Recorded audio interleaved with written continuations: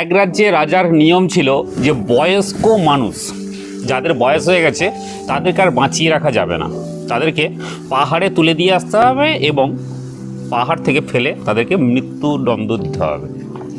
এটাই চিরদিনই হয়ে আসছিল। এক পরিবারে এক সন্তান এবং তার বৃদ্ধ বাবা বাস করতেন। তারা দুজন দুজনকে খুবই ভালোবাসত।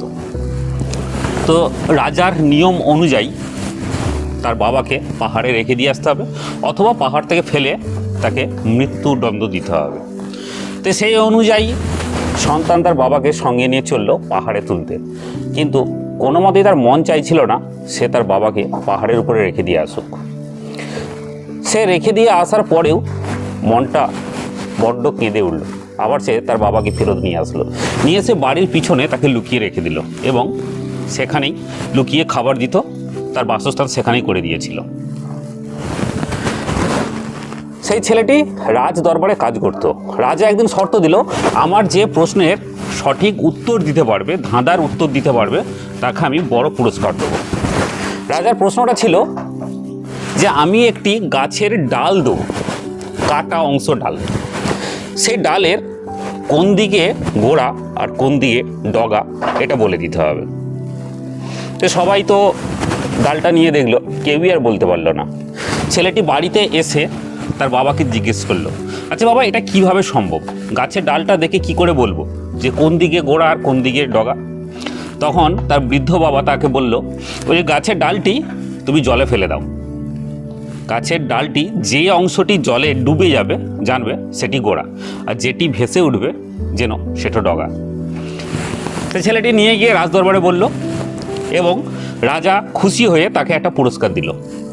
কিছুদিন পরে রাজা আবার বলল, আমি আবার একটা শর্ত দেবো এবং আবার একটা ধাঁধা ধরবো, যে এই উত্তরটি দিতে পারবে তাকে আরও বড় পুরস্কার দেবো।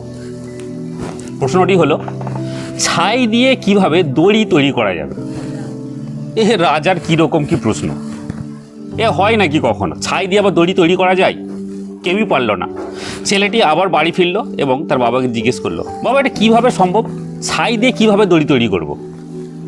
বলল, একটি দড়িকে একটি পাত্রে রাখো, গোল করে রেখে দাও এবং সেই দড়িটিতে আগুন ধরিয়ে দাও। যখন আগুন ধরে দড়িটা পুড়ে ছাই হয়ে যাবে, দেখবে ওই ছাই হয়ে দড়ির আকৃতি হয়ে আছে। তখন ছেলেটি ওটিই করলো এবং সেই পাত্রটি নিয়ে গিয়ে রাজার সামনে তুলে ধরলো এবং রাজা দেখলো যে ছাই দিয়ে দড়িটি তৈরি করা হয়েছে এবং দড়িটি ছাই অংশ হয়ে আছে। তখন রাজা খুশি হয়ে সেই ছেলেটিকে অনেক বড় পুরস্কার করলো। কিছুদিন পর রাজা আবার একটি প্রশ্ন করলো, এমন একটি ঢোল তৈরি করো যেটি স্পর্শ ছাড়াই বাজতে শুরু করবে। কিন্তু কেউই পারল না। ছেলেটি আবার তার বাবাকে প্রশ্ন করলো এবং তার বাবা বলল, এমন একটা ঢোল তৈরি করো এবং সেই ঢোলের মধ্যে এটি মৌচাক ভরে দাও। দেখবে ওই একটু নাড়া দিলেই মৌচাকের মৌমাছিগুলো যখনই এদিক ওদিক ছুটতে শুরু করবে তখনই ঢোলটি বাজতে শুরু করবে। ছেলেটি তাই করলো এবং রাজার কাছে নিয়ে গেল। রাজা খুশি হলো এবং তাকে অনেক বড় পুরস্কার দিল।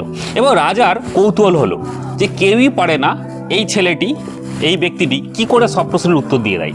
তখন রাজা তাকে জিজ্ঞেস করলো, তুমি কি করে এই সমস্ত প্রশ্নের, এত কঠিন কঠিন প্রশ্নের উত্তর দিয়ে দাও? এর কারণটি কি? তখন ছেলেটি ভয়ে ভয়ে বলল, রাজামশাই, আপনার রাজ্যের নিয়ম অনুযায়ী বৃদ্ধ বয়স্ক মা বাবাকে যে পাহাড়ে রেখে দিয়ে আসতে হয় এবং পাহাড় থেকে ফেলে দিতে হয়, আমিও তাই করতে গিয়েছিলাম আমার বয়স্ক বাবাকে নিয়ে, কিন্তু আমার মনটা কেঁদে ওঠায় আমি বাবাকে আবার ফেরত নিয়ে এসেছি এবং বাড়িতে লুকিয়ে রেখেছি। আর এই সমস্ত কঠিন প্রশ্নের জবাব আমার সেই বয়স্ক বাবাই দিয়েছে।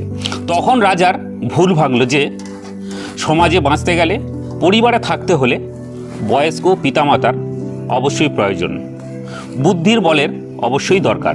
সেদিন থেকে সেই রাজ্যে আবার নিয়ম চালু হলো যে পরিবারে বয়স্ক মা বাবা তার পরিবারের সঙ্গেই থাকবে, সবার সাথেই হাসি খুশিতে মিলেমিশেই থাকবে। কেমন লাগলো বন্ধুরা? ভালো লাগলে অবশ্যই লাইক কমেন্ট শেয়ার করতে ভুলবেন না। দেখা হচ্ছে নেক্সট ভিডিওতে আবার। সবাই ভালো থাকবেন।